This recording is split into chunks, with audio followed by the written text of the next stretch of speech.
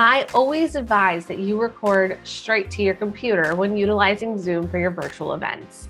Hi, Taylor here, Financial Potion, where video is your financial potion. And to never miss out on a video, please make sure you subscribe to our channel and then click on that bell so you're notified every Friday at 5 p.m. Arizona time that a new video has been posted. For one-to-one training or just to support our content, please click above and connect with us on our Patreon page. When you're using Zoom to do a virtual event, I highly advise that you record straight to your computer, and that's for two primary reasons. Number one is I just don't trust the cloud storage. If you're using another client's account, you may not be sure how much space they have, but you know how much space you have on your computer, and I typically have enough space where I could be having several day events right on my computer, and so it's guaranteed that I'm going to have all that content and all that data.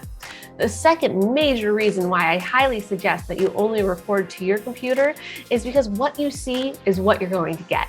If you spend the time spotlighting speakers, putting people then in gallery mode, then spotlighting particular speakers, what you see on your computer is what's going to be recorded. However, if you record straight to the cloud, again, you're utilizing what that particular client has in their settings.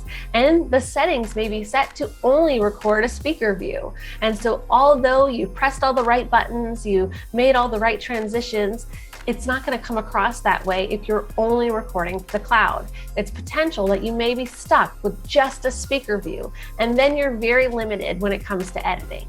So to be safe than sorry, always just record straight to your computer when you're using Zoom for virtual events. If you need assistance during your next virtual event, please don't hesitate to reach out to us or leave a comment below.